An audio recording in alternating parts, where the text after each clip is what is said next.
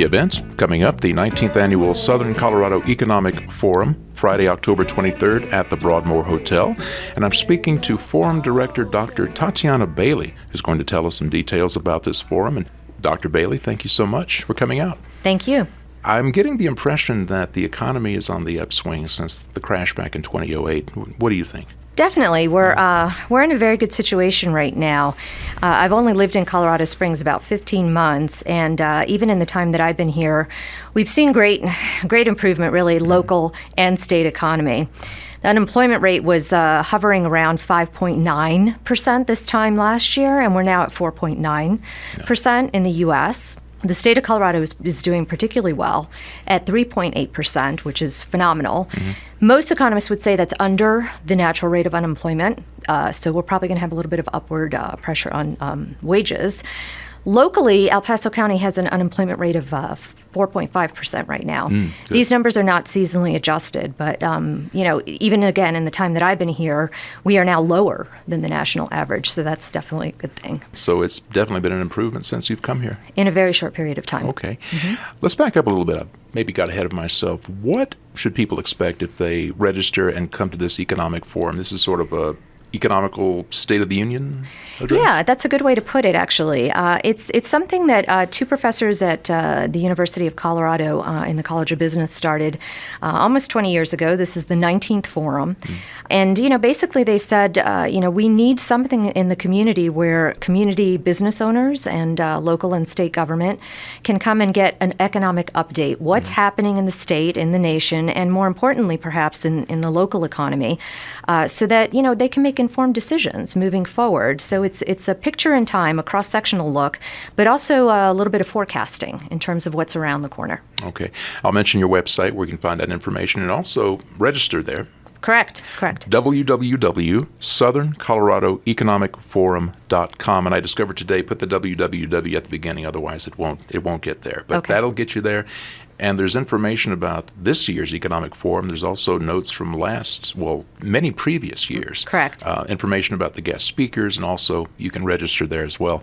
Now, this Economic Forum is a partnership between UCCS and local businesses?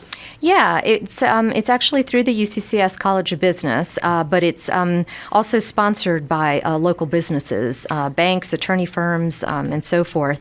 So it's really a partnership, and it's a good way that this forum has been supported in the past because it shows that businesses value this information. So it's a fantastic resource. That's really what it's meant to be. Who would you recommend come to this forum? Business owners? Yeah, sure. We have a pretty wide spectrum of attendees. We usually have small, medium, and large businesses. We have local government. We have county commissioners and city council members. The mayor's actually going to be one of the 8 individuals doing community briefings, 60 to 90-second pitches on accomplishments in the past and accomplishments hopefully for the future. And we also have panel members who are experts in different areas of focus. This year it's workforce and the skills gap, so we probably this year will have people who are particularly interested in that topic. Okay. You read my mind there, the forum theme, the workforce and skills gap. So essentially you're saying that, is there a lack of skilled workers here? Yeah, it's, we're in a great place right now economically. And, we are probably leading the world in terms of economic growth. We're at, 2.7% GDP growth compared to last year. Europe and most of the Asian economies are, maybe eking out a 1% growth rate. So we're doing really well. But looking at the sustainability of this and the long-term picture, one of the things that we really have to keep an eye on is, do we have enough skilled workers? We have all these companies that are expanding, and yet we have also a lot of companies who are saying we can't find the workers that we need. And this is across the spectrum of middle skills workers, for manufacturers and so forth, healthcare technicians and so forth, but also high skill. This is a quickly changing economy, and it gets more sophisticated by the day. So we have to prepare for that. And already we're seeing some deleterious impact of the fact that we don't have the skilled workers that we really need. So that's what this panel discussion is going to try to address. Okay. And I might mention this is also an excellent networking opportunity for folks who come. And this is going to be Friday morning starting pretty early, right? Yeah, about 7 o'clock? Pretty early for the early risers. I was surprised last year. I was still relatively new in town, and I got there at 6 o'clock. At 6:30, quarter to 7, people were showing up. Registration is actually from 7 to 7:30 in the morning, and the event starts 7:30 sharp, and we're going to end at 11, and it's at Broadmoor Hall this year. Okay. I'll mention I'm speaking to Dr. Tatiana Bailey, Forum Director of the 19th Annual Southern Colorado Economic Forum. It'll be happening Friday, October 23rd. At the Broadmoor Hotel. Registration is required. You can find out information on their website, www.southerncoloradoeconomicforum.com. And do you mind if we talk a little about you and your background? What is your background and what brought you to be director of this forum? Well, I'm so used to talking about geeky economic statistics, I wasn't expecting that question, but I'll tell you, I'm originally from the East Coast. I'm from Washington, D.C. Okay. Went to Canada for my undergraduate studies, and married a Canadian, and then went to University of Michigan for graduate school. Okay. And my Canadian husband liked being close to Canada, so we ended up staying there and had our kids there and so forth. I obtained my master's in economics there and my PhD in public health. So I guess I'm technically a health economist, and I still work in both of those realms, although this position here, I've been dealing more with the economic side of things.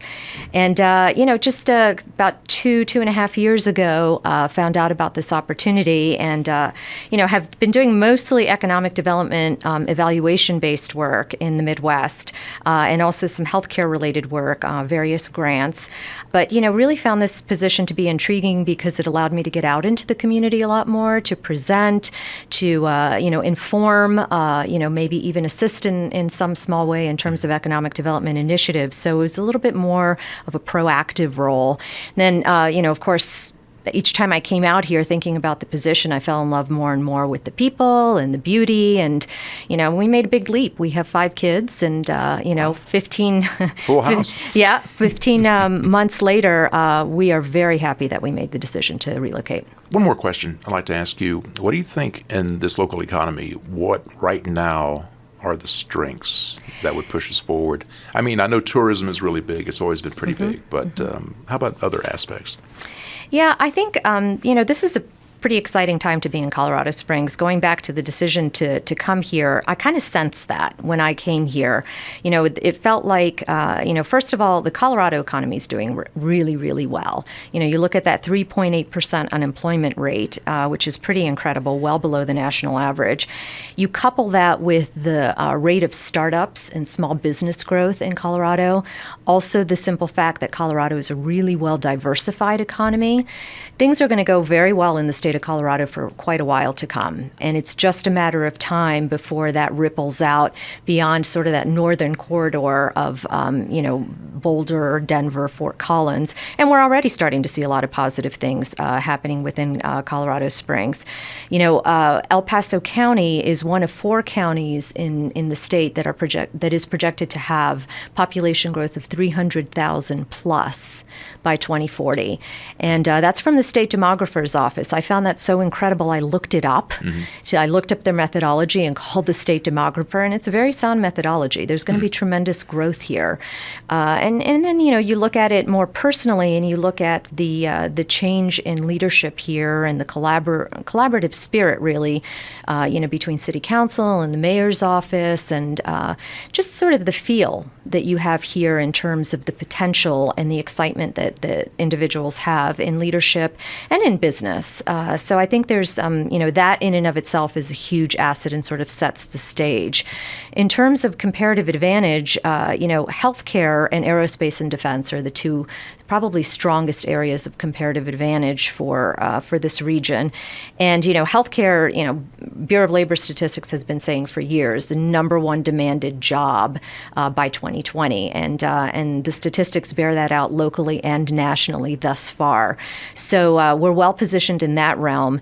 And then aerospace and defense, on the one hand, some people think it's a liability, that we have about 44% of our local economy coming from, defense-related, the bases and such, the military installations. But at the same time, the government is moving more and more towards privatizing a lot of the contracts.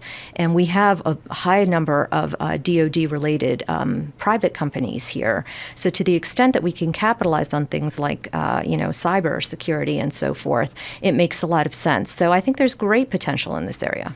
The Economic State of the Union, the 19th Annual Southern Colorado Economic Forum, happening Friday, October 23rd at the Broadmoor Hotel. And for more information, www.southern